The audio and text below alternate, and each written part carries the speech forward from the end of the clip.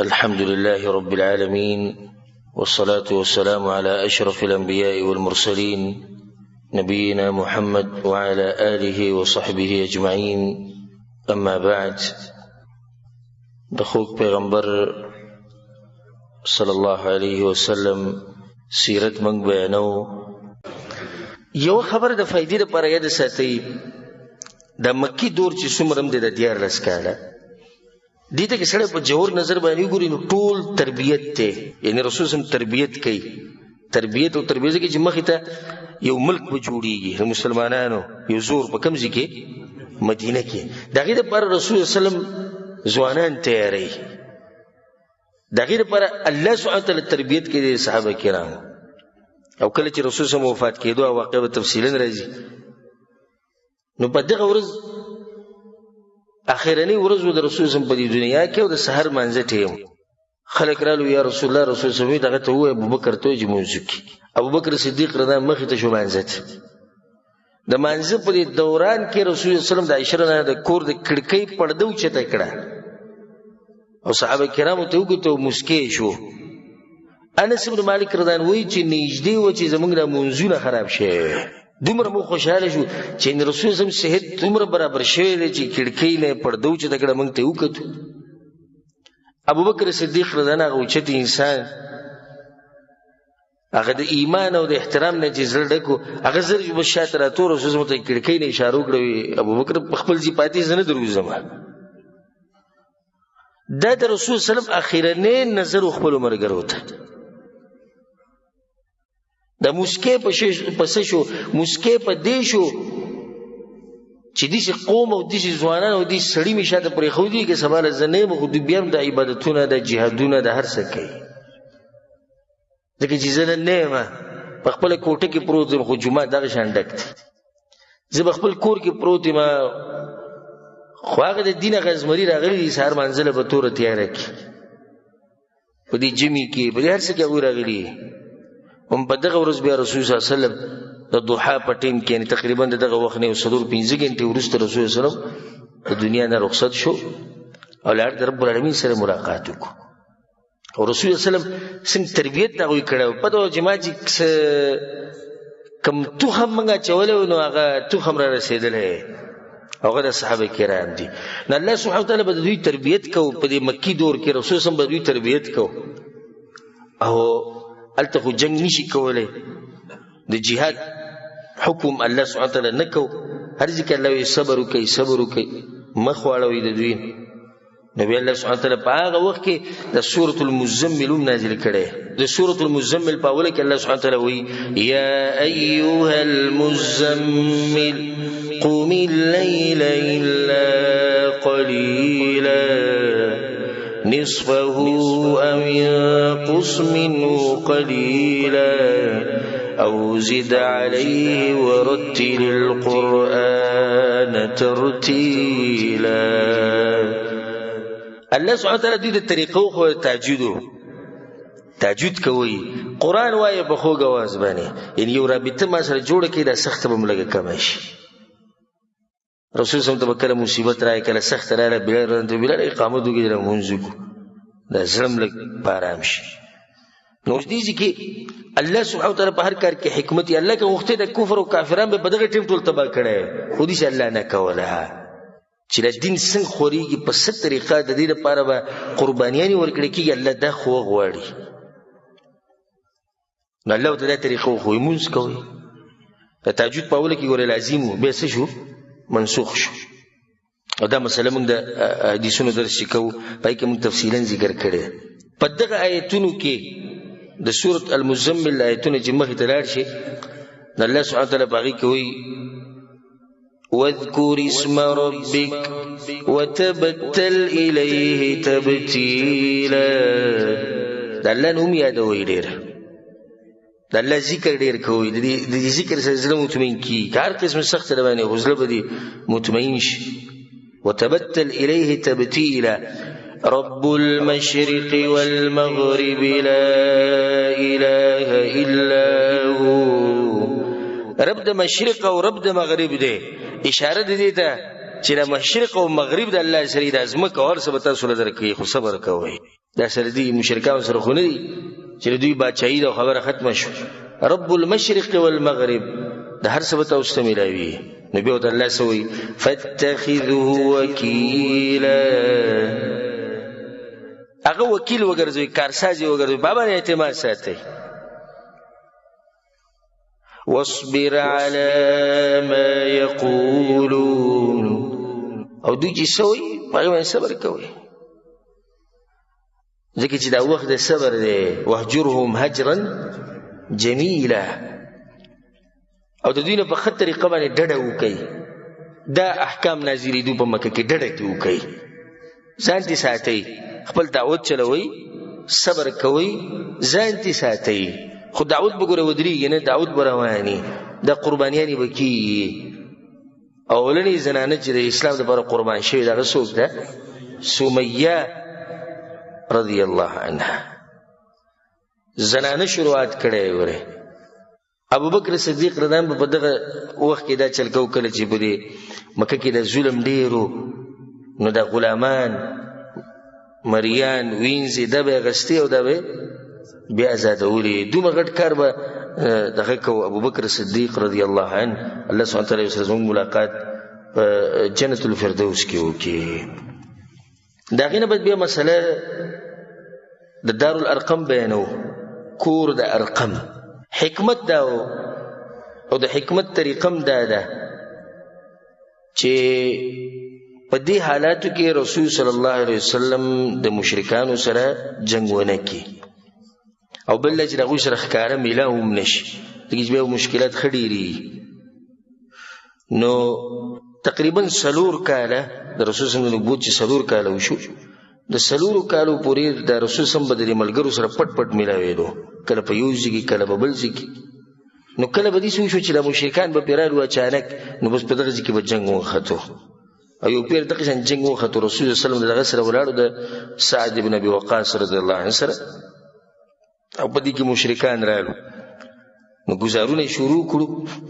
نو سعد بن ابي وقاص رضی الله عنه مشرک له گزار ورکو اولنۍ وینه چې د اسلام لپاره چاته یې کړی ده هغه سعد بن ابي وقاص رضی الله عنه اولنۍ انسان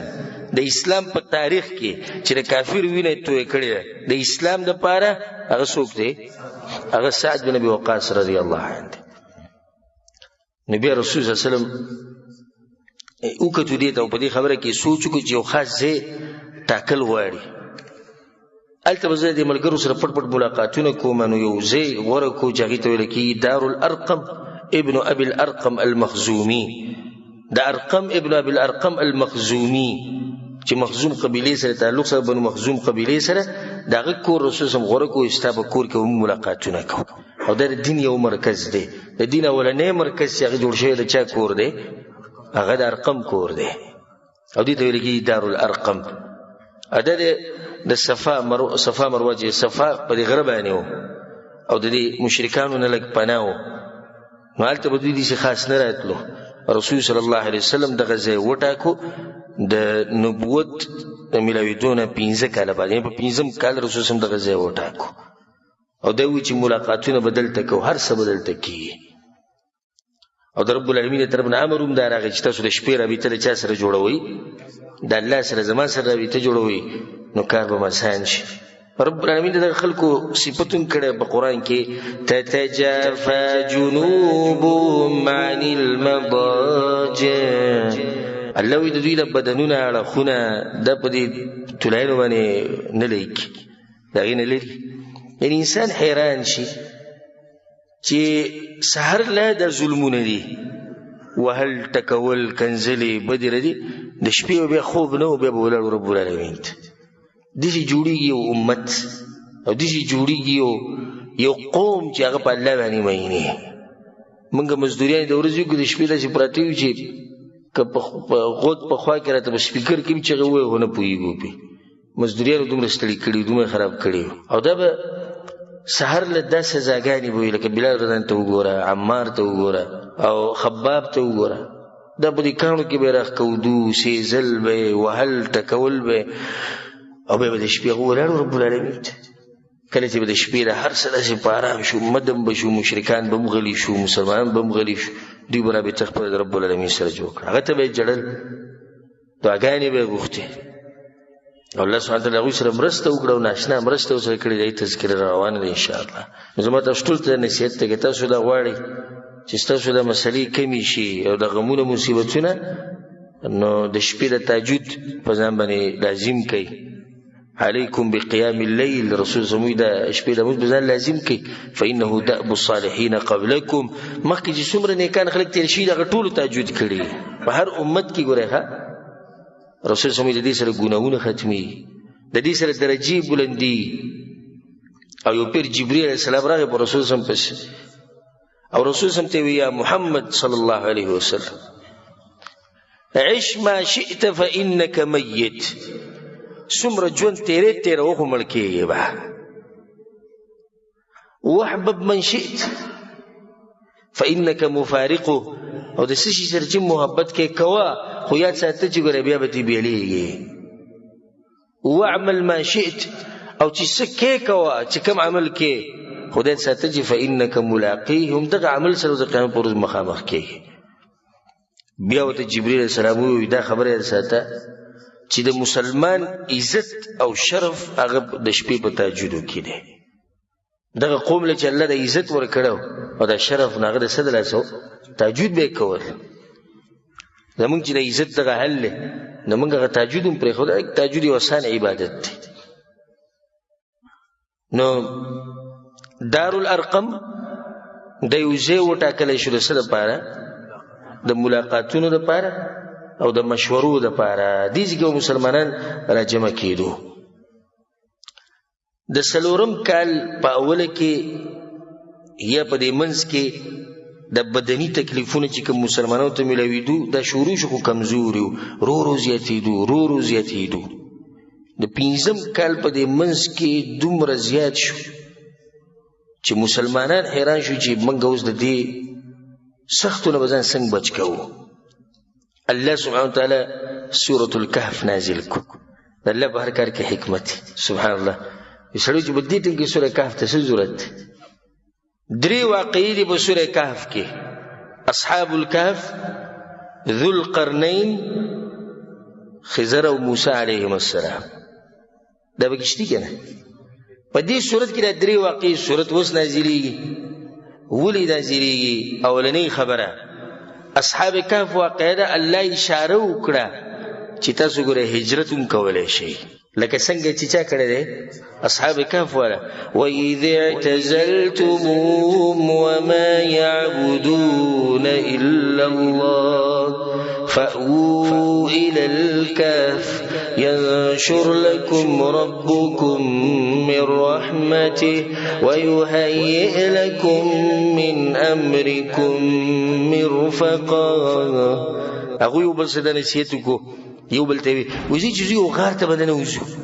هلته به الله سبحانه تعالی په موږ رحم وکړي زموږ دپاره به دا کار اسان کړي نو یو خبره دا شوه چې هجرت هم تاسو کولی شئ لکه څنګه چې اصحاب کهف کړی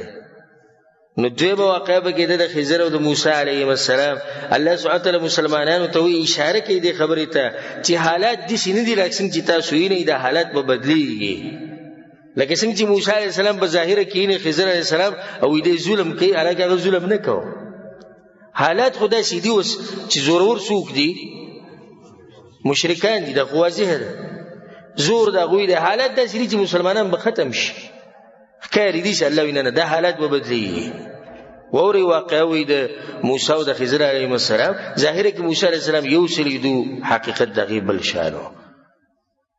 نو درېمه واقعه به کې د ذوالقرنین ده الله سبحانه تعالی دا یو باچا و چې د ځمکې باچایي وله موږ ورکړې وه اشاره ده دې طرف ته ای مسلمانانو صبر کوئ ذوالقرنین نه ما باچایي ورکړې تاسو له هم د دې ځمکې نه باچایي زه درکومه په دې صورت کې دا درې خبرې او دې طرف ته اشاره وشوه بیا سورة الزمر نازل شو سورة الزمر کې دا آیتم نازل شو الله سبحانه وتعالی سوی للذین احسنوا فی هذه الدنیا حسنا څوک چې په دنیا کې ښه کوي عبادتونه کوي نو هغوی له به هم زه نیکیانې ورکوم زه به ورسره ښه معامله کوم الله وایي خو دغه آیت کې الله مخکې سوی وارض الله واسعه او ځمکه د الله څه ده پراخه ده یعنې لاړ شي وځئ تنګ شوي وځئ وارض الله واسعه الله اکبر مقصد عبادت کول دی کنه یو ځمکه کې تاسو کې عبادت ته نه پرېږدي په دې ځمکه باندې څه کوي زمونږ کار د ځمکې سره خو نه زمونږ کار د الله د بندګۍ سره دی وارض الله واسعه نو کله چې دا سخته ډېره شوه د تکلیفونه ډېر زیات شو د مکې په ځمکه کې او د الله د کور په خوا کې نو هغو ته پته ولګېده چې د کافرانو اراده ده د دوی د دعوت بالکل ختمول او مسلمانان ختمول نو زړه کې دا تپوس راغی چې څه به کېږي که دا لږ مسلمانان ختم شو څه به کېږي چې کله دا وړوکی ټولګی ختم شي نو ټوله ذمهواري د چا په وګوراله د رسول صلی په وګو باندې الله دې سره زموږ ملاقات په جنت الفردوس کې وکړي یعنې انسان سوچ کې شي چې خپل هغه ته دومره مصیبتونه او تکلیفونه دي بیا د امت غم دی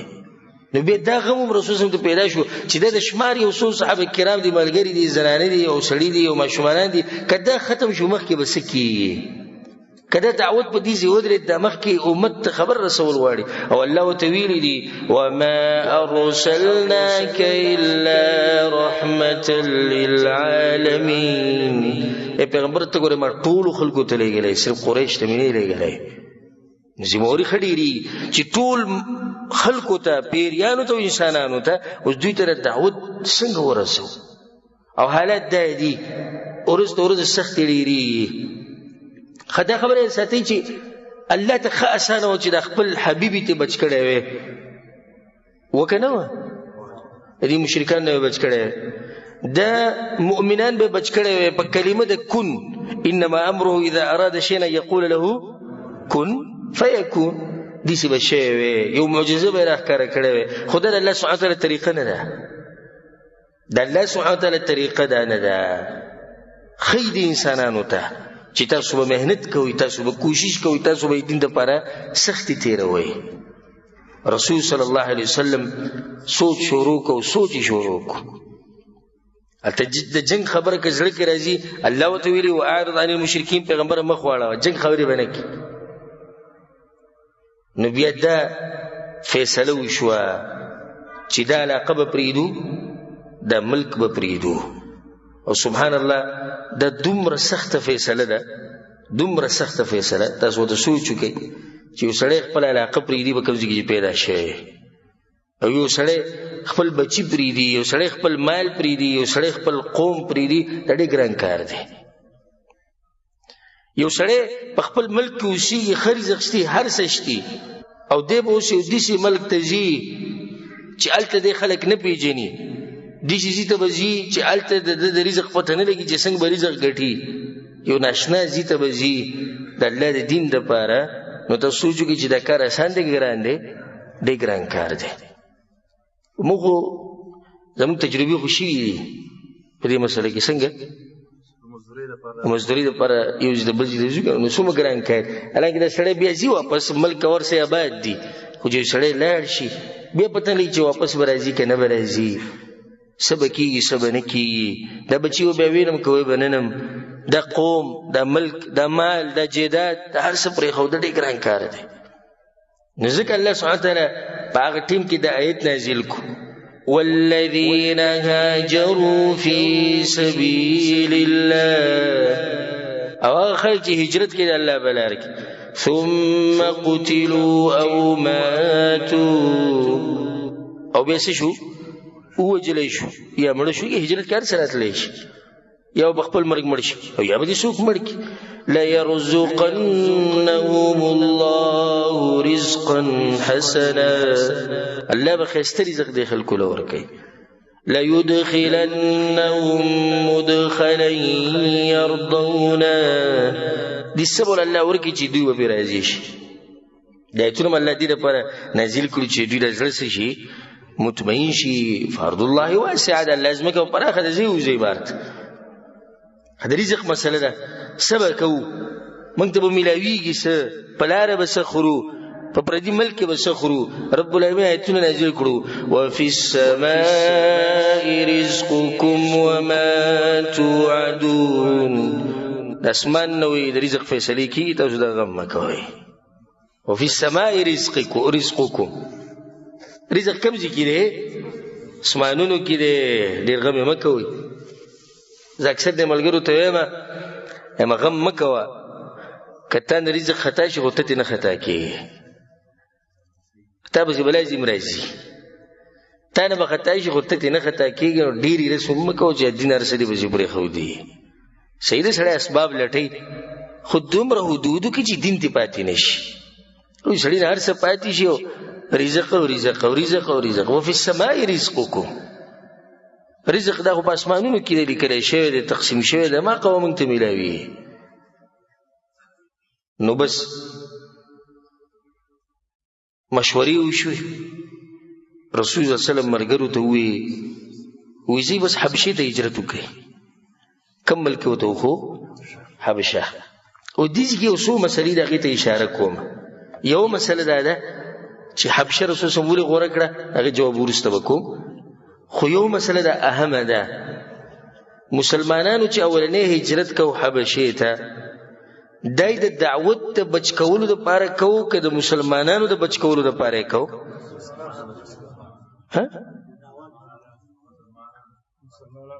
مسلمانانو بچ کولو دپاره، یعنې خپل ځان غم ورسره و د دعوت دپاره. دغه ازمریان او دغه هغه نه دي زموږ په شان چې خپل ځان غم ورسره دی. اوس غم د دعوت دی. سړی چې دا څنګه، زه درته دا خبره په یو څو نقاطو کې واضحه کوم. اولنۍ خبره، کومو کسانو چې هجرت کړی دی د نبوت په 5م کال یې کړی دی، د رجب په میاشت کې کړی دی، او دا ټول کسان چې کومو دا 12 سړي او 4 ښځې وې. نو دا څو شو ټول؟ 14. او د دوی مشر عثمان بن عفان رضی الله عنه. عثمان بن عفان پر رسول الله مشر کړی وی، عثمان ته د 15 کسانو ته مشر. او داغه سره داغه بیبي رقیه بنت رسول الله صلی الله علیه وسلم هغه سره وه. او د دوانه موتی رسول الله صلی الله علیه وسلم وی چې کله دوی لاړو و انهما اول بیت هاجر فی سبیل الله بعد ابراهیم ولوط علیهم السلام. دا اولنی کورنۍ ده چې د ابراهیم او د لوط علیه السلام نه وروسته دوی هجرت وکړ الله په لار کې.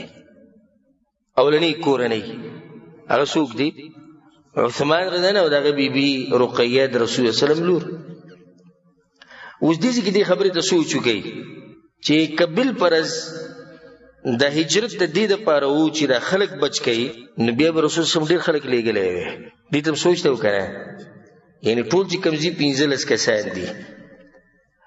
نو دا 15 کسان ولې رسول صلی الله علیه وسلم لیږي؟ دا ټول ملګري به یې لیږلی وی که چې بچ شوی وی. دلیل دی په دې باندې چې رسول صلی الله علیه وسلم غواړي چې دعوت بچ شي،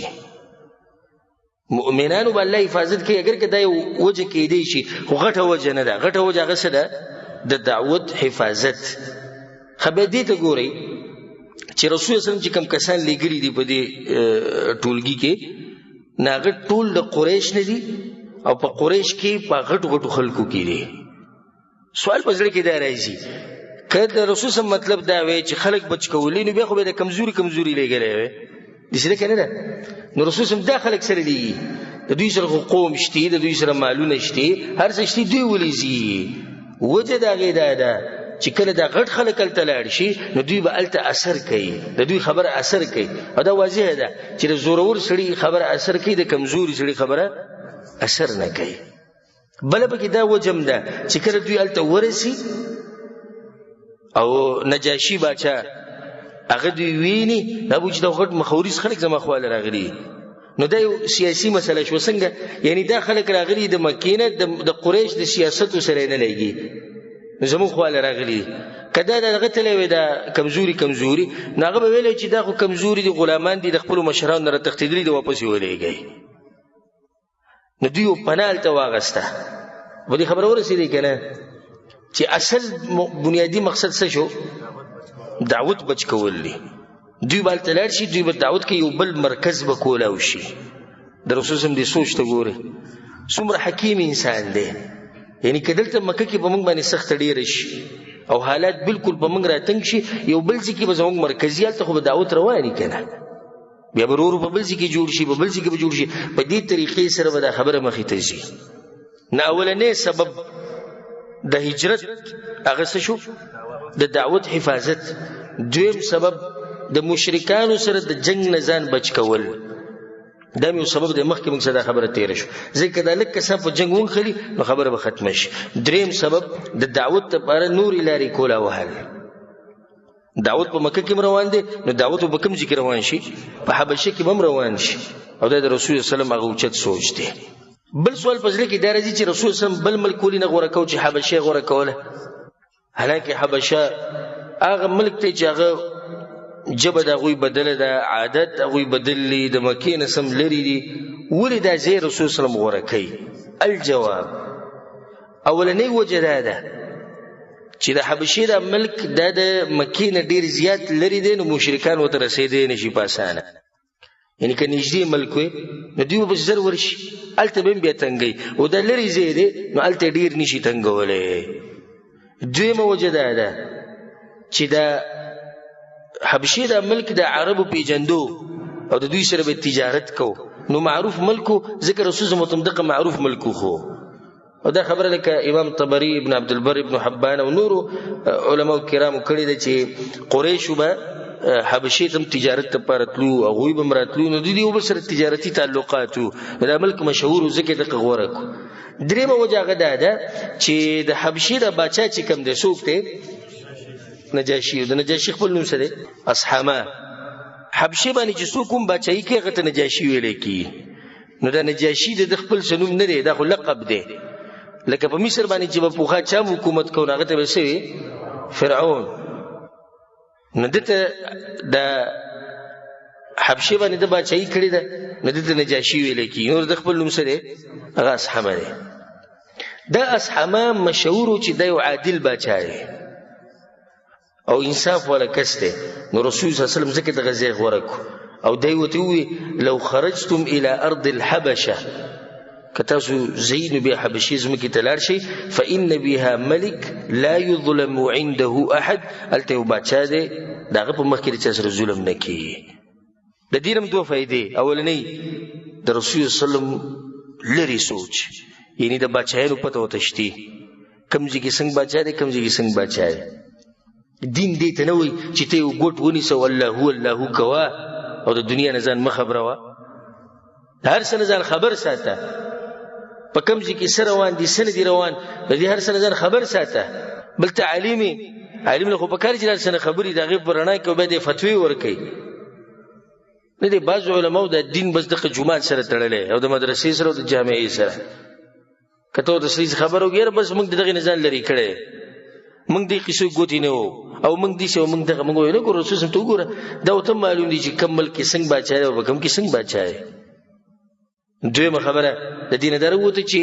نجاشي په هغه وخت کې مشهور شوی او په عدل او په انصاف باندې نو ځکه دا خبره په مکه کې هم چلېده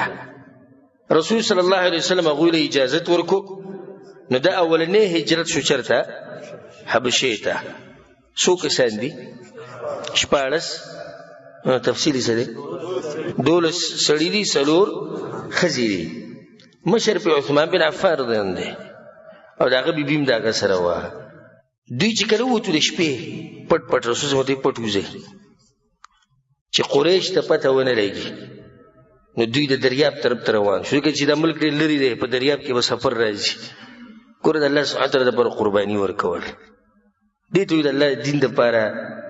مهنت او کوشش دې ته وایي قرباني دې ته وایي ځان خاورې کول موږ 2 قدمه ځي کې درس له نشو راتلی موږ 2 قدمه ځي کې جومات ته منزلې نشو راتلی او په دریاب کې بلا سفر کې او د مکې نه به ځي حبشې ته او په هغه وخت کې چې دا آلات او دا شیونه مینه نشته دا کوم نعمتونه چې اوس راوتي دي په لاره به څه کېږي څه به نه کېږي دوی به څومره سفري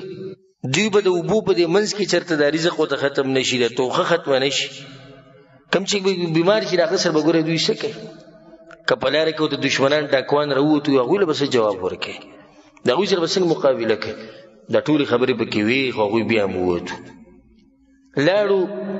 یو بندرګاه وه چې هغې ته به شعیبه ویل کېږي. شعیبه بندرګاه یعنې دغه ځینې به دا کښتۍ مشتۍ تلې، نو هلته الله سبحانه وتعالی دوی دپاره خبره اسانه کړه. 2 کښتۍ دوی ته میلاو شوې، سفینتین تجارتین، چې هغه د تجارت دپاره روانې وې حبشې ته. د دوی پکې ځای جوړ شو، دوی کېناستو، سواره شو، په 2 کښتو کې روان شو. قریش ته پته ولګېده چې سړي ووتي کسان لاړو حبشې ته، په ډاري کې چې خپلې سورلۍ او سامانونه ورسره وویستو، د دوی پسې روان شو. خو کله چې هغوی د دریاب غاړې ته راورسېدو، نو هلته د خلکو خبر ورکړو چې داسې کسان راغلي وو، خو هغوی تللي دي، خو وختي په کښتۍ کې سواره شوي 2 کښتو کې وتلي. نو دوی ته پته ولګېده چې اوس پې زموږ وس نه راشي. حبشې ته مسلمانان ورسېدو، هلته یو نوی تاریخ به جوړېږي. انشاءالله هغه به پر روان درس کې به تاسو ته بیانوم. ډېر ښکلی ژوند دوی هلته تېر کو. قریش مشرکانو بیا نوی یو چلی جوړ کو، یو مکر، یو دوکه. هلته لاړو، د نجاشي سره ملاقاتونه وکړو او هغې یعنې پرې خبرو کې راوستو چې دوی سره وران شي. هغې تفصیل به انشاءالله مخې ته راځي پر روان درس کې. بله دا چې رسول صلی الله علیه وسلم په مکه کې د قرآن تلاوت وکړو کله چې دوی لاړو. رسول صلی الله علیه وسلم ښه ښکاره په مکه کې د قرآن تلاوت وکړو، مشرکینو ټولو سجدې ولګولې قرآن ته. او دا واقع به انشاءالله تفصیلا پر روان درس کې بیانو چې دوی دا سجده ولې ولګوله، او د دې سجدې لګولو څه اثرات شو په مشرکانو باندې، او څه اثرات شو په مؤمنانو باندې، خصوصا په هغه مؤمنانو باندې کوم چې په کوم ځای کې وو، په حبشه کې وو. هغوی ته خبر بل شان ورسېدو، د هغې بیا بله نتیجه راووته. انشاءالله دا مسلې به پر روان درس کې تفصیلا ذکر کوو.